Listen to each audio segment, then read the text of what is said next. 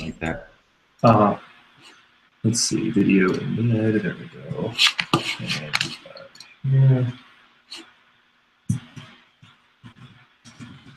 Well, you can check this out. So I just got a new. I got that huge LP shelf taken out, and I got a desk or another table rather, and I'm going to build my little cognition lab in here. Oh, cool. So I can set up my workstations there and have people come in and take experiments on them. Just kind of see if I can get a little cubicle divider and some good headphones, and I think I'll be good to go. Okay, I'm gonna organize this thing a little bit.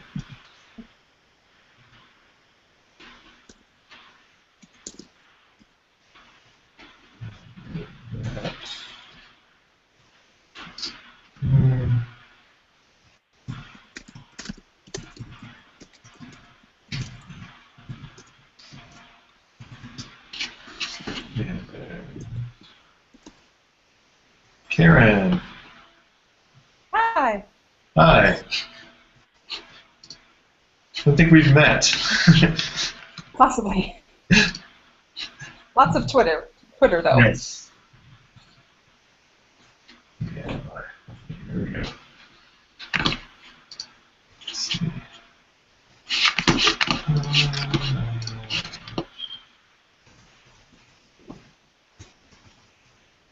So you're at Hart. Yes. Okay. I had a couple of friends who went there when I was in New Haven. Oh, okay. Great. Cool. Let's see. So we got a couple minutes for people to join us.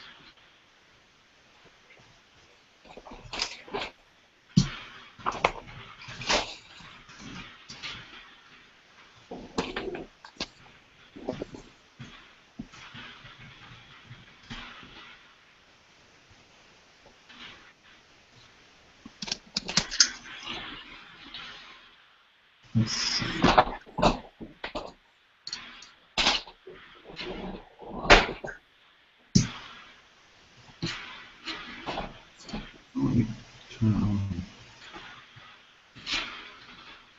Is my little name badge showing up? You have to do it again when you hang out. No, I know, but I was doing it and it's not showing up. Hold on.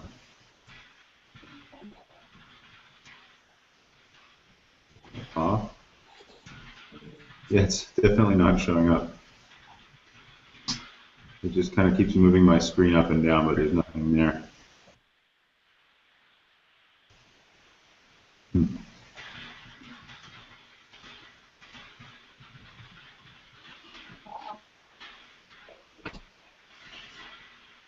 Okay. Who else did we just skip? Anna. No. Hi, Evan. Hi, Anna. Okay. Okay. I'm just going to reload this. I'll be right back. Okay.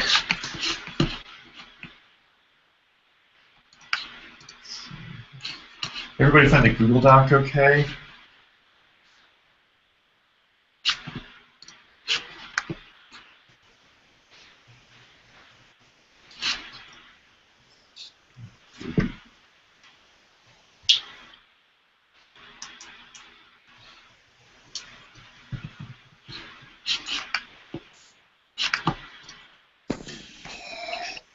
There we go.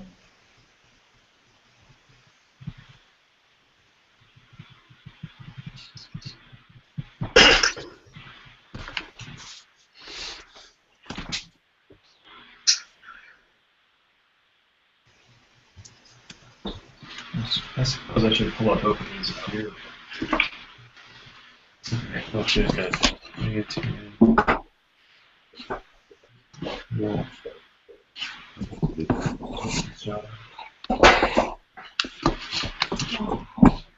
Cool, so should we get Okay. started here? Yeah. Awesome. Yeah, so this was, oh wait, we need Kyle. This is his session. I can't remember one more, so hopefully. Uh, um,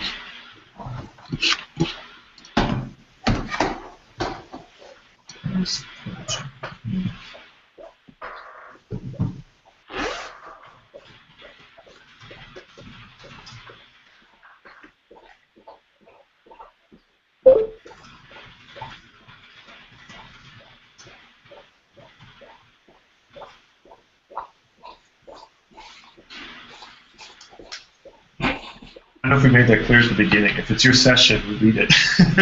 So, FYI for the sessions coming up.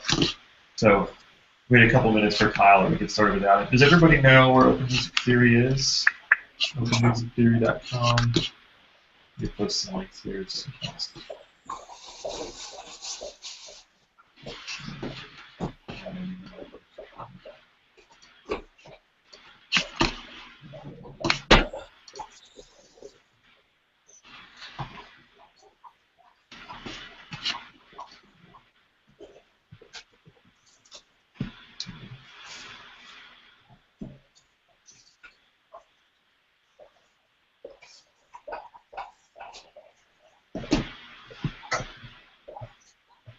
How's it going, everyone?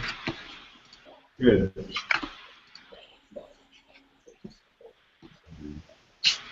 Ah.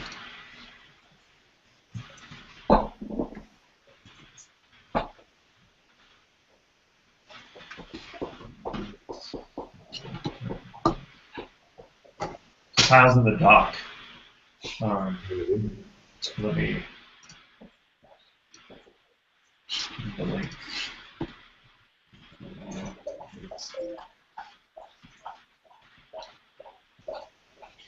Hey, there's Phil. Okay, we got room for Kyle if no one else joins. And let me share the link to the doc in the chat window. Does everybody have it already?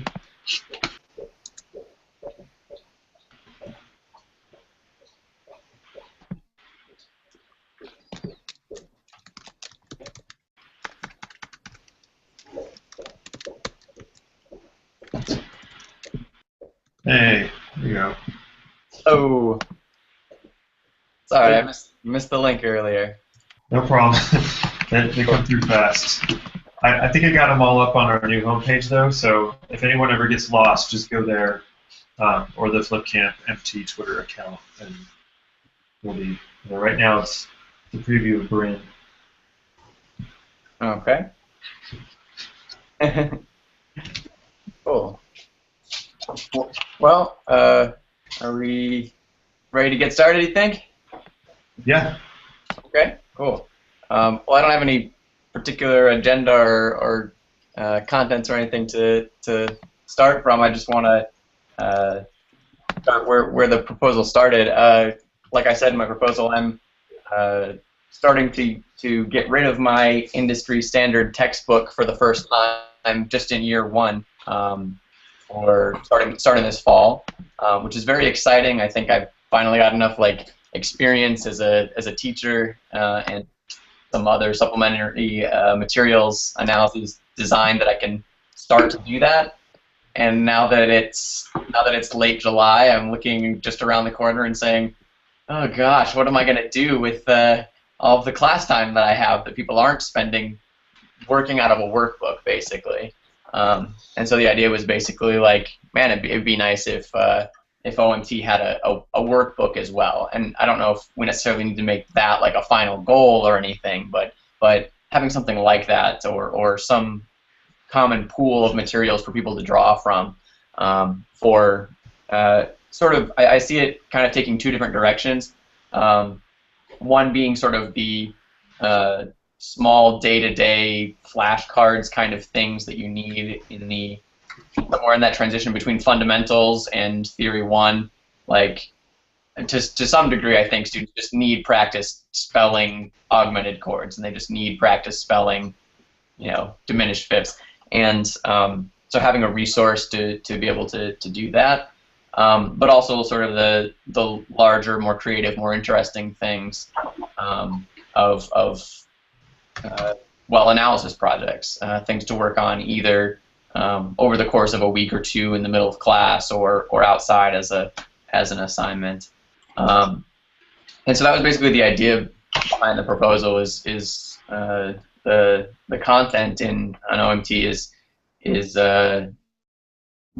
useful to be able to, in a sense, replace a textbook, but the part that it doesn't replace is, obviously the stuff that I think teachers should be, to some degree, designing and curating themselves, right? Anyway, but I thought it would be a good idea to sort of get together and try to create some sort of repository, as it were, of things that people could just freely draw on, and we wouldn't necessarily have to build it all from scratch. It could be things that people already have. Like I've got one of my first changes in my theory curriculum after my first year. I've only got 4 years under my belt, so I'm still pretty new to this. But one of my changes in my second year was I felt like I was using the Koska-Payne tonal harmony. I've used it since 2001 in undergrad, all the way straight through grad school and teaching, and so I'm very familiar with it and very comfortable with it. But what I feel like it doesn't do a great job of is exposing students to actual pieces of music or larger stretches of music. And so I've already designed for each of my 4 semesters 3 or 4 different analysis projects, some of which are based on entire pieces of music. So I'm happy to share some or all of those as sort of a starting point, if that would be useful. Anyway, I guess I don't know really structurally where I'm going with it, but that was sort of the motivation behind it, and thought I'd see what other people's thoughts were as far as trying to build a resource for that. So you've basically injected like links for OMT into spots where you would have normally used Koska-Payne at this point? No. Up through last year, I've just been using Koska-Payne and occasionally supplementing it with my own larger scale analysis projects of my own design.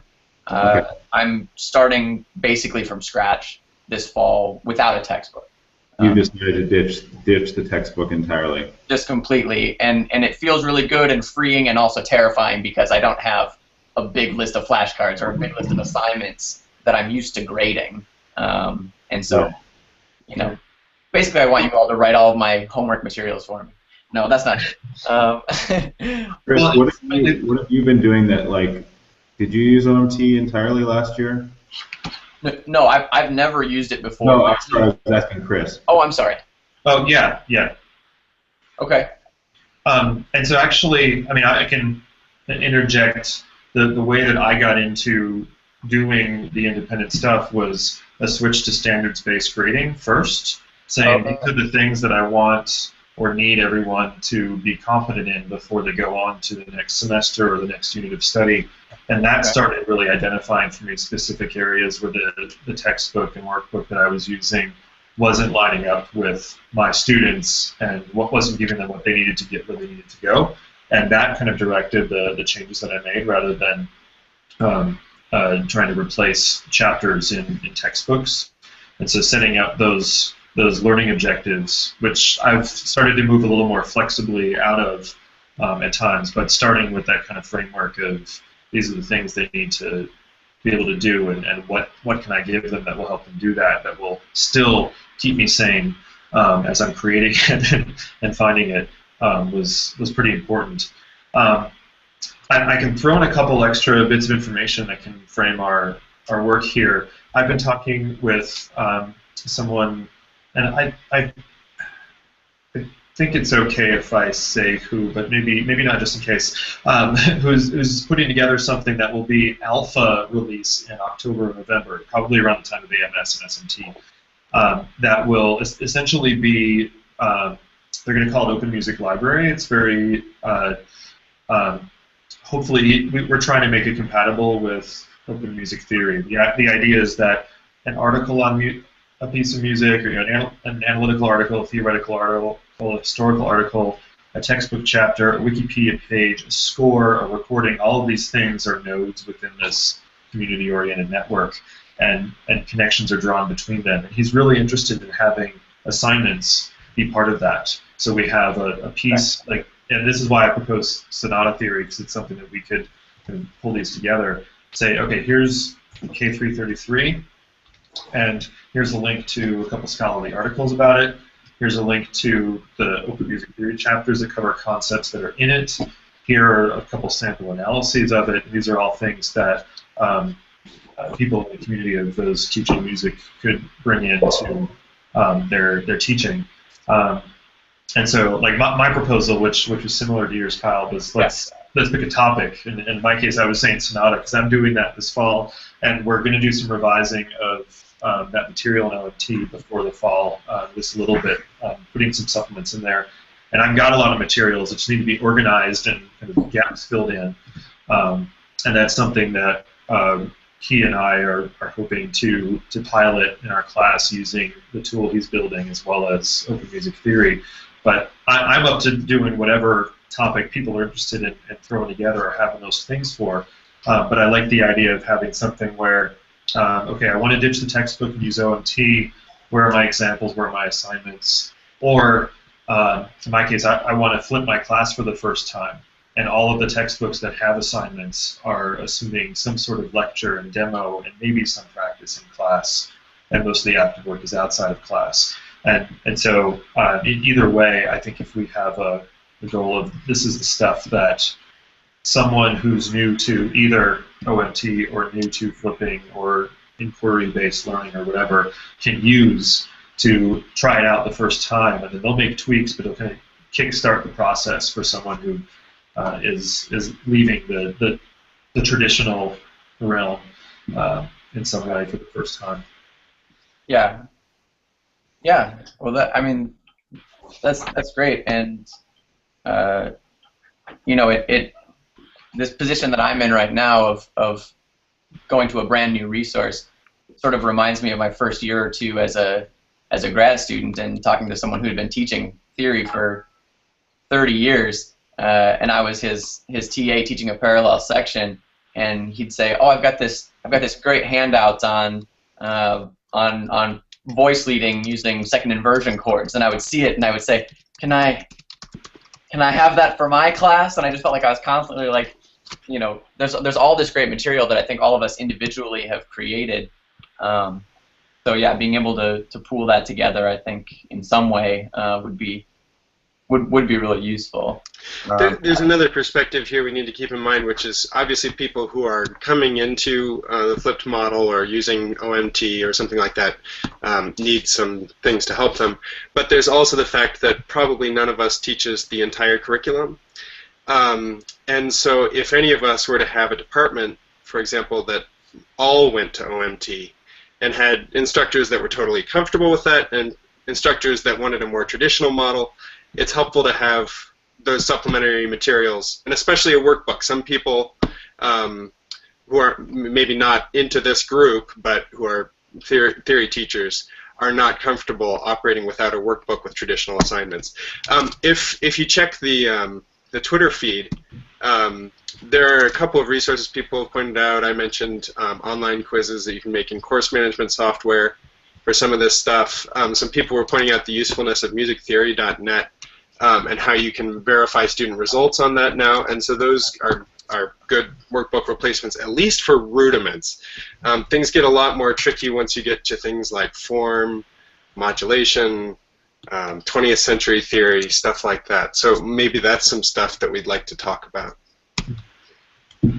Yeah, so I mean, it seems like there's the list of things, like you were just mentioning, Tim, things like online existing resources for practice exercises that we would want to maybe just curate a list of, here's places that we found valuable for X, Y, and Z, but then also there's, like, if we're teaching sonata or German art song or post-tonal, here are some example analyses we can give students. Here are pieces that are good pieces to cover for these particular concepts, or maybe even here's an assignment set, like here's what we would have the students do before class, here's what we would do in class, here's what we would do as a follow-up for that particular topic. and tie those things to specific OMT chapters. And in the case of some of the practice exercises, we can even now, like Bryn or I can just add the links to those pages and say, oh, for further practice, see Theoria.net module, whatever. Yeah, I mean that's basically how I designed an online fundamentals class this summer, which actually didn't make, so we're probably going to teach it next year. And that's exactly how I did it. Was I was using OMT as sort of a starting point for the discussions of the topics, and musictheory.net. It was basically those two sources combined with my own video lectures. So I think the addition of musictheory.net, absolutely, I'm planning to use that at least for the, like you said, the fundamentals level stuff. Very, very useful. Yeah, so how do we want to organize this? Do we want, are we thinking we want to make a list of things that are out there that are links that people can follow and look at themselves, or do we want to pick a topic, pick a 3, 4, 5 week unit for class and each divvy up things that we know of or that we already have, so we can make like a package that's kind of like a mini workbook, a workbook for Sonata, a workbook for species counterpoint, that kind of thing. Yeah, I mean, we could kind of do both. We could start with resources that already exist, either places you can practice these things online, or, like you said, sample analyses. And once we've got that list together, sort of look and see, are there any kind of holes between that and the content covered in the table of contents for OMT to sort of guide, well, what else should we be covering? It seems like in some ways what might be most useful would be to have the framework into which things could be put. People on Twitter right now are talking about creating like a repository where people could put materials. There are already general things like that out there, but we could make our own. That way, if we chose just Sonata Forum, for example, we could come up with something great there, but we really need it for everything. So it'd be nice if we could have the framework in place such that people could add to it later. Yeah, so would that framework be a wiki? Would it be a GitHub repository? It could even be the wiki on GitHub that goes with the Open Music Theory repository. You don't have to be super tech savvy to use the wiki on GitHub. You just need an account. I don't know about uploading files to that, how that would work. There's also Google Drive, of course. Yeah, I think you could just easily make a public Google Drive folder that people dump stuff into. Yeah. Is that? I'm worried about like permissions. If we give lots of people write permissions, things. Even well-meaning people could end up changing something if they sync it with the Google Drive app to their hard drive, and then they get a virus and things get messed up. It can be a little weird if we don't give those permissions. Someone's got to moderate the submission. What do you guys think about that? Is there a way to set it so you can upload but not delete? I don't know. Well, there's also the issue of organization.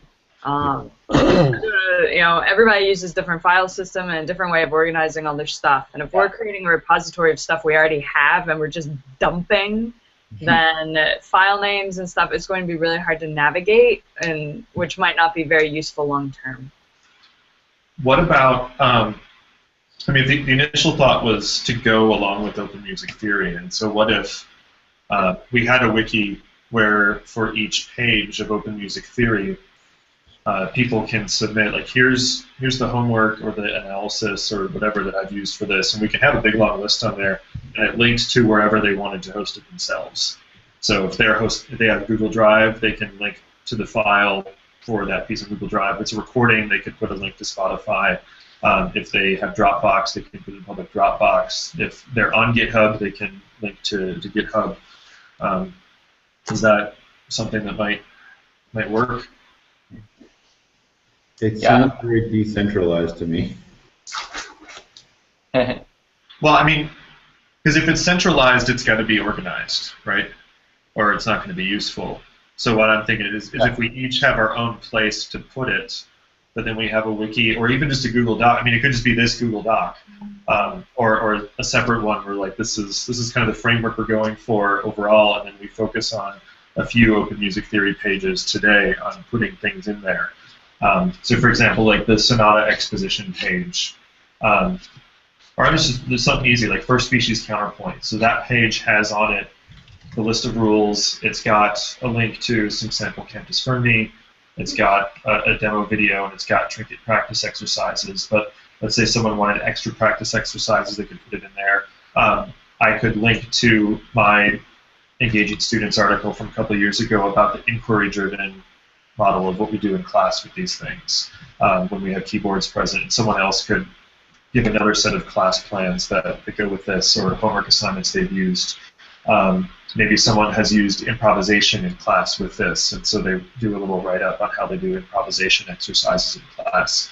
And all of these things get linked to this page so that if someone's doing species counterpoint, when they get to first species, they can say, yeah, I want to try this approach and that approach, and I need some extra Cantus Fermi. I'm getting sick of these same 5, Jeppesen and Schenker cantus, and they have a place to get that. And then it may be something then that Brendan, Brian, and I find something like, oh, this is really good, a lot of people are using it, let's put the link directly into the textbook. And if not, at least we have a kind of a community place where we can say, here are all the resources that I use on this chapter. I'm kind of envisioning, so do you all know Seth Monahan's JMTP article on sonata theory, teaching sonata theory from a few years ago, where there's not a lot of complete sample analyses, not a lot of guides in Hepikoski Darcy's stuff to, this is how you would teach this to a sophomore. Here's the right pieces to use for these topics, the right order of topics. And so he basically gave, the appendix is the really valuable thing in that article, where it's just a list of, okay, for this concept, here are the best initial pieces. And here are the things that will probably come up, so you want to warn students about or watch out for in grading, or tell your TA might come up. And then here are some good is this continuous or two-part exposition questions, those kind of things. And so it's a good basic resource. And so I think something like that for a lot of these are good. Like here are pieces that you could use that exemplify these concepts either really clearly or give the right kind of problems to direct students to, as well as like here's a lesson plan that works. I think you're right, Tim, we want like the framework for how we would do that for the whole thing, but I think it would be good if we can create, I mean, just as a co-author of Open Music Theory, I want to have a complete module in place that we can hand over to someone and say, this is a really organized way that you can just walk through, kind of like that workbook, someone who's new to it. But then also have a framework where the community can also just give everything that they have that's useful, that may not even be tied to Open Music Theory in their own teaching. It doesn't necessarily need to be. They're just looking for a good continuous exposition example. They can teach that out of anything, but they'd have a place to find what people are using for that. Yeah.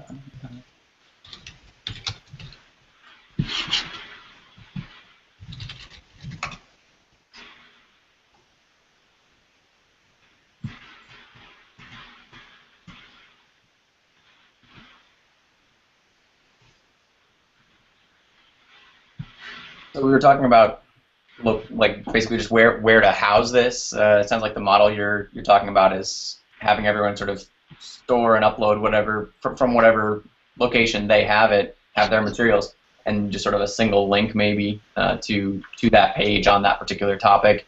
What were people's thoughts on the best forum, I guess, to host all of those things? You had mentioned GitHub. Yeah, GitHub has a wiki built in. One other possibility would be to just have an open Google Doc that has links to people's Google Drive. That makes it decentered. Kind of like the one we're writing right now. Yeah. That's a good point. I mean, I think that's the simplest one. We might want to split it by chapters, or like the large sections. So we'd end up with, what, like 8 of them. Like one for fundamentals, one for voice leading, one for harmony, that kind of thing. Get a framework in place so that people could put materials in the right place, but we could just do a Google Doc. If we have complete... What you were thinking, Tim? Sorry, I missed the question. What was that? If we made a Google Doc for each section in Open Music Theory, and then had like a heading for each actual page, and then within that, that's the framework where then anyone can come and dump a link to something that's associated with that specific reading, and then that framework is there for everything. But then we could focus our efforts today on one or two targeted areas. That makes sense. And for files, I guess people could just include links to shared folders on Dropbox or Box or Google Drive or something like that. Yeah, and then people can share whatever's comfortable, and then just put the link in the Google Doc. Yeah. Sure. And in the Google Doc, we can give. I don't know if we want to give public write privileges if it's really visible, but we can say just like email so and so if you want access to write it, but anybody can view it or something. Who's the owner of this Google Doc right now? I am. And right now, it's anyone with the link can edit. But I'll probably change that to anyone with the link can view or comment, and just invite anyone who wants to be part of it to be co-authors on it. Yeah, I like that idea. That way you don't have people uploading, like you're saying, nefarious programs or whatever. Yeah. So should we decide on like a targeted area that we want to focus a lot of efforts, or should it just be whatever people have? We'll see how much we can get in there by the end of the unconference, and then go from there, and then kind of have some sort of informed, maybe not commitment, but like just an idea floating around out there that when we make something new, if we think it'd be valuable for other people, we link it here, so that it can keep growing. Or do you want to target, say, species counterpoint or pop rock form or sonata form or something like that, so we can get something complete today too? Did we get our sonata form thing? Did that get ditched from our program? It got folded into this one. So let's start there then. Yeah. You think that would be a good like targeted area to focus on? Yeah. I mean, I think that sonata form is an area where the textbooks are often less helpful anyway, right? Yeah. Where you always need lots of supplemental stuff, right? A lot of textbooks, their chapter on sonata form is basically like an analysis of one piece or two pieces, which is not necessarily helpful for the students. Yeah.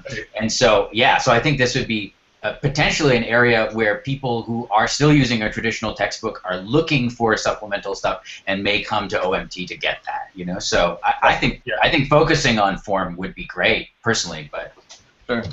Yeah, and I think as Hepikoski-Darcy and Kaplan are both kind of rising in popularity and use, at least among the theorists, but they're not things that are in the standard textbooks. They're not things that a lot of our grad students, especially the non-theory grad students who TA or tutor for us, have exposure to.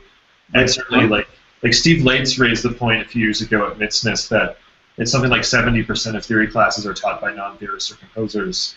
And even the composers aren't necessarily up on the contemporary theory, even if they're really good at manipulating music. They maybe haven't read the people that the theorists in the room here have read.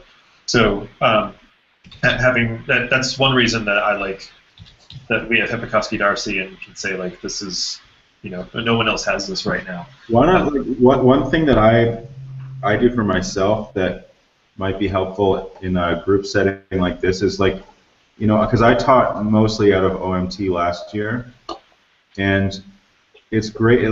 And of course, Chris, you and I and Brian were we were the most involved in this project, but we built this intentionally.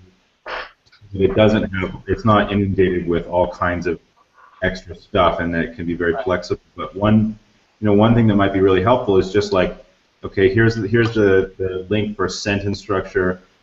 Here's like IMSLP links for like all of these pieces that are really helpful, and like one or two sentences on like what to focus on in this in this piece or something like that. Or like, here's a great example of whatever, and then just like compiling a list like that could be really helpful in just getting this ball rolling. I don't know how you guys feel about that, but that's sort of like how I approached last year. Was like often I would look over the reading, and then I would just like go to Spotify and find all of the Spotify examples that I needed for that reading, and then like all of the IMSLP PDFs, and then everything is like open and free, and we can just kind of go from there. I don't know. What do you guys think? Yeah, I've been including more and more of those when I update pages in Open Music Theory, and certainly on my course website. Like, here's the IMSLP link, here's the Spotify link to a recording that's good, and then here's the Open Music Theory page, and kind of pairing those together with whatever their assignment instructions are. And I see that as a really valuable way to put this stuff together for our students. And that's also what my collaborator, or my contact on the Open Music Library is thinking as well. Like, what's open, what's available for free, or what's widely available for people at institutional subscription networks, so that we can connect to what we're doing. So I think that's a good approach. Right. So I don't know if you're all in the Google Doc right now, but like exactly what Phil's doing here, he's just putting in, is that an alignment? Yeah, bingo. So just like exactly like this, just building a list of things that you can kind of go with on day 1 and day 2, and it doesn't have to be like we're all very capable of just like pulling up the PDF and, oh, that's obvious, it's in these measures. Like, I don't know. I think about like one of the most useful resources that I had, or that I learned to use over the years was like the Burkhardt anthology. Just like looking up, you know, you look in the index. Okay, well, I'm teaching the deceptive cadence, and like it tells you the measures, and like here are the pieces. You know, so something like that, but not in an anthology that costs like $150 or whatever. Right. Yeah. Exactly. Yeah. And I know a lot of my Burkhardt, I have like 7 copies of it. I know a lot of my teaching notes are just Dover scores, and I write up in like the top left-hand corner, this is great for rondo, this is great for sonata exposition. So, and it's just pencil scribbles. I think, Megan, like what would be helpful in building this would be like to go through your Dover scores and like then connect like an IMSLP. You know, you're just leafing through your Beethoven scores and you find, okay, this is a good one for rondo, and then just put it up and like write 1 or 2 sentences on why you put it there. Yep. I mean, do we want to take the Google Doc we're working on right now and paste the whole table of contents from OMT into that as a way to I just started linking the classical form stuff for now. Just that, okay. Well, yeah, what I was thinking is we could have a Google Drive folder, and we have for each big section in OMT a file that has then the contents of the pages in that, because as we found out, Bryn and Phil, in our collaborative article with Anna last year, long Google Docs are not friendly. It really slows everything down. Throw in some links and stuff, and yeah, it can get kind of unwieldy. But if we had like one for fundamentals, one for voice leading, one for, you know, throughout that, I think that would be good. Sure. So maybe we can, like, I'm happy to make the folder and a doc that we can paste in the classical form contents into, and convert those into headings, and then just go at it. Yep, let's do that.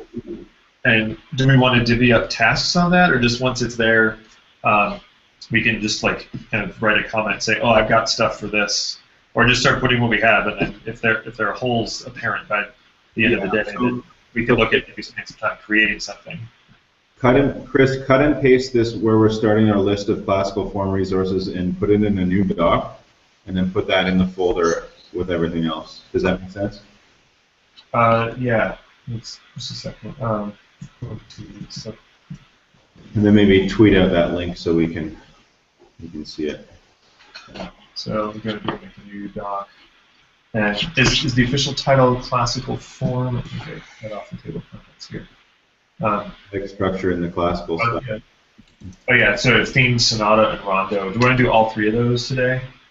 Sure. There's a lot of things in there. We've got to make this page a little nicer looking. I'll call it classical form. Let's see.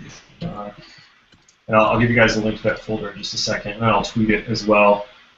And then maybe let's put a section at the top of it that email addresses of those who want to be owners, and then that way, when we're done today, I can go and only I can share it with the people who are authors on it, and then just leave it viewed for everybody else. Okay, let's see. You can share the link. Anyone with the link can edit. Here's the link. Okay, so here's the link. I'm going to put it in the chat window for now. I believe that goes to the folder. Let me know if it doesn't as I'm tweeting. Oh, good. Tweet the link too, because I don't even have my. I'm using my computer for the Hangout and another computer for everything else. Okay. So here's the link from the main account here.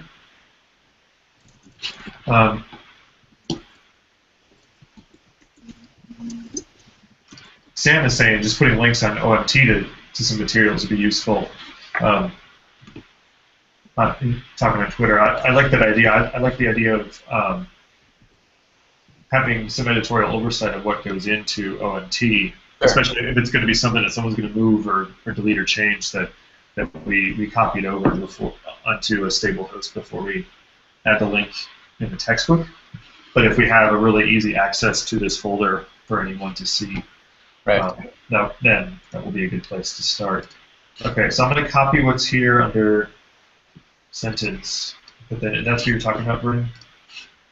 Yeah. I think even some links to say like IMSLP repertoire with measure numbers. Yeah, measure numbers are super helpful. Yeah, I think that would be a big good thing to have. So let me get the table of contents in here. Does that link work for people? Yes. Let me see. Yeah. Okay, so Where is this link? I found the link to the. It's in the Google Hangout chat. I found a link to the drive, but it's. have you opened the document yet? Right? To the folder. Yeah, sorry, just to the folder, but you haven't opened the document yet, have you? The document. Oh, let me. The document's in it, right? Yeah. This classical form. Just hit open in Drive, Phil. It will work. Okay, gotcha. Yep. Yeah, that's also anyone can link in it. Okay, so I don't like this font in here. It looks bad. It's some Droid Sans going on. Georgia. Okay, let's see. Make this heading 1. Now let's make hold on a sec. Let me get some formatting here before we get to. Let's see here. Heading 1. So the problem with importing stuff into Google Drive is getting the formatting good. Heading 1. Heading 2. Heading 1. This will help accessibility too if we have it organized here. 2. Heading 1. Heading 2. Yeah, so basically we can hit enter after each of these. Okay.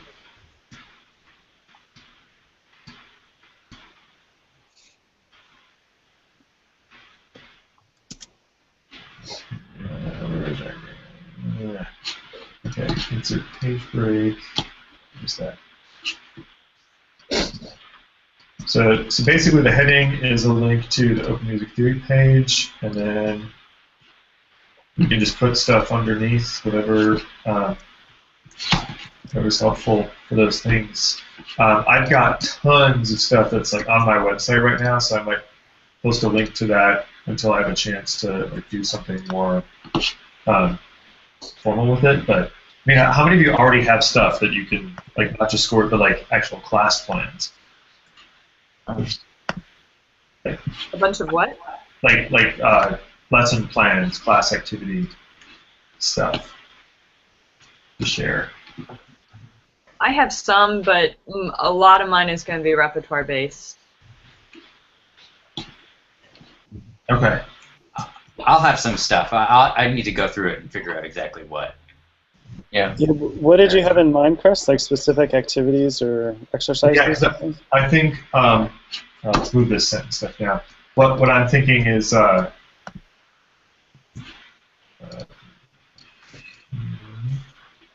for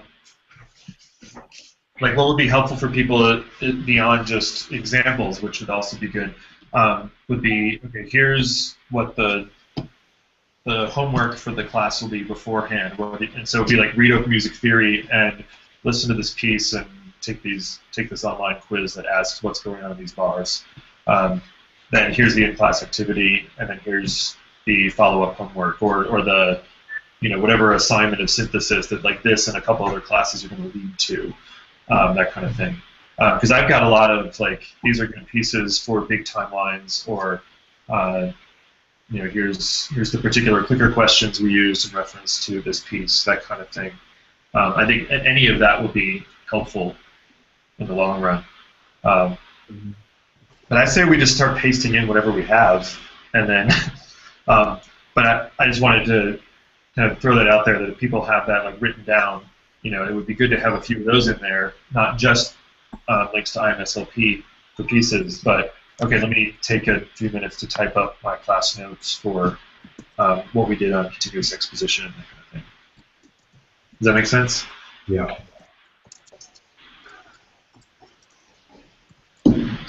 So if you want to be an owner on this, go ahead and put your email address at the top, and then I'll delete them later, but for now I can actually share it with you with editing privileges, and then from there, after we're done with this, then I can take away anyone with the link can edit.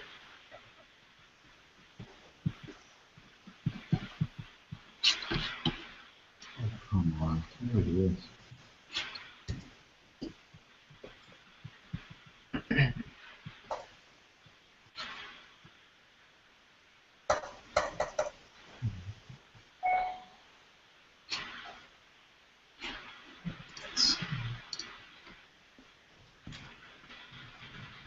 IMSLP loading really slowly for anyone else?